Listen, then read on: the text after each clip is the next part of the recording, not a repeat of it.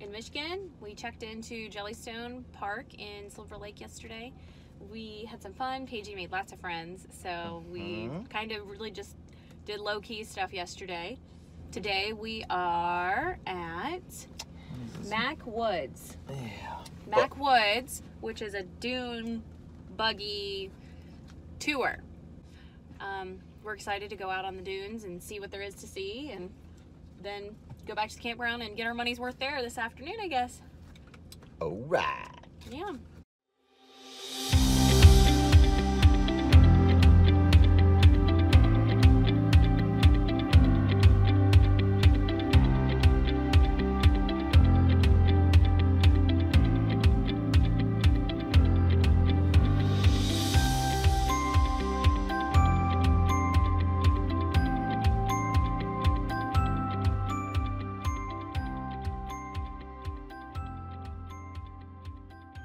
My name is Robert. I'm going to be your tour guide for the next 40 minutes. We're going on a 7-mile trip with the beautiful Silver Lake sand dunes. We make several stops along the way to educate you about the dunes. One will be a 5-minute get out stop at Lake Michigan where you get your toes wet and take some pictures. So with all that said, you ready to go out and have a good old rock and roll time? Oh, yeah! All right, here we go.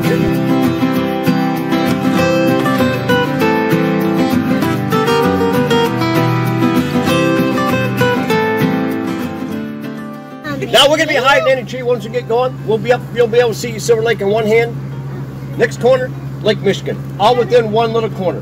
We'll be up in the elevations you could probably see for 7 or 8 miles easy. In one spot, you'll probably be able to see 20 miles. But before we go, we have to get across this ugly old bridge. It doesn't have trolls, it just has termites. Termites are a bug that eats wood. This is built by Mr. Mackwood of Mackwood Dune Scooters 88 years ago. It's falling apart. You'd have to tell all you kids a favor. If you pick your feet up and we go across the bridge, it'll help distribute the weight. Plus people that drag their feet slow you down. Mommy! There was a bee! If you hold your breath, it'll make us lighter. So hold your breath, we'll be like a balloon. You gotta hold your breath and pick up your if feet. everybody puts their hands up in the air, that'll put the weight up higher. It'll take more weight off my tires. We'll be able to get across the bridge safely. I'm gonna have you, young lady, you're gonna start driving. How old are you? We have a 4-year-old that has volunteered to drive.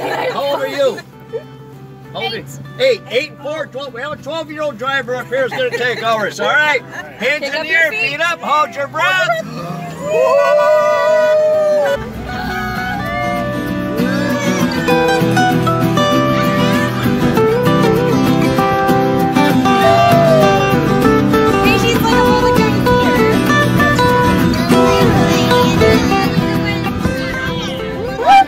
Now, did you notice the grass area was all covered up, the sand back in that area?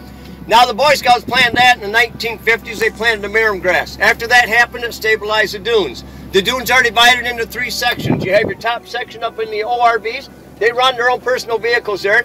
The center section is for walkers. You could walk from Silver Lake to Lake Michigan. It takes about a couple hours to get across. Coming back, it takes you twice as long because you're twice as tired. We're the only ones allowed in this lower level. You can actually come up in here and walk around, but we're the only ones up here driving. So you can walk 2/3 of the sand dunes, which is up to over 1,800 acres of sand. Lots of room to roam, and 3 miles long, 1.5 miles wide. There's plenty of room for everybody up here.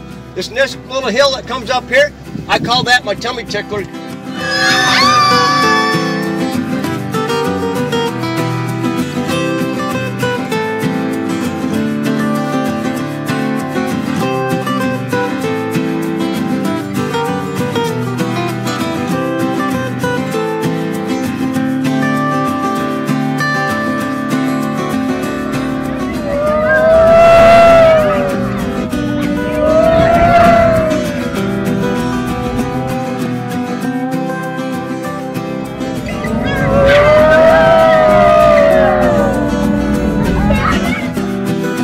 There's a lot of history to it. Back in the late 1800s, Chicago had a bad fire. Well, that created a problem. They needed lumber really bad, so the only way they could get it would be to ship it out to Lake Michigan and then down there. So they did. They cut all the wood out of here back in the late 1800s and left nothing but scrap. Mother Nature threw a lightning strike in here and actually melted and just blew everything out of proportion to the fact that there was only sand left. Only sand, and the wind blows. All this sand that was in this area is now blowing that way. That sand is blowing the other way. There's so much open sand in that sand dune area that live dune was that is constantly blowing. Now it's blowing into Silver Lake, and that's creating a problem. Charles Mears, when he cut this, didn't realize he was helping somebody else out. He was kind of hurting us up here in the same way. But this is how the dunes kind of got created the way they are. Sand is constantly shifting and moving. We have pine stumps left over here from that era. This is actually called dune wood, a little bit different driftwood. Driftwood comes in on the drift, it's smoother. Dune wood has been sandblasted 24/7, and it has very unique characteristics, and very sharp, jagged edges. What do you think, Bobby? Totally cool. Yeah.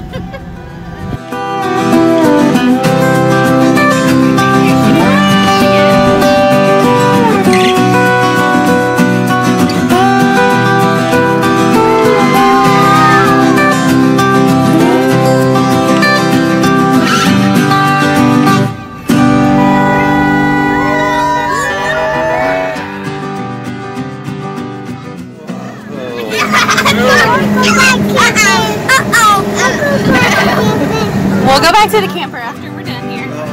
You're having so much fun, buddy. Oh, we can't take the dune buggy back to the camper. Oh, is that what he wants? Yeah. The sand is moving 2 to 3 feet in this direction every year. It'll knock off most of these trees. They won't survive. The one that will is a cottonwood poplar. That cottonwood poplar has a systemic root system, which means when a branch gets covered with sand, that branch will turn itself into a root. It will absorb that surface moisture, stabilize a tree. That tree will continue to grow.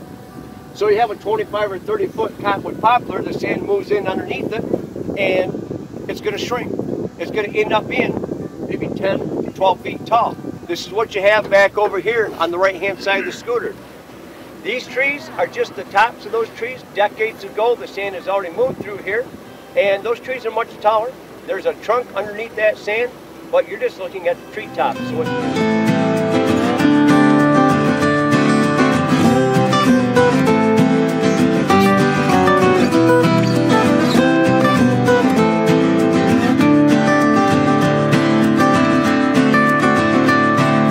beside that, there's a smaller dune. We kind of call those the culprit dunes. Those are the ones that are burying cottages. In that corner, we know of at least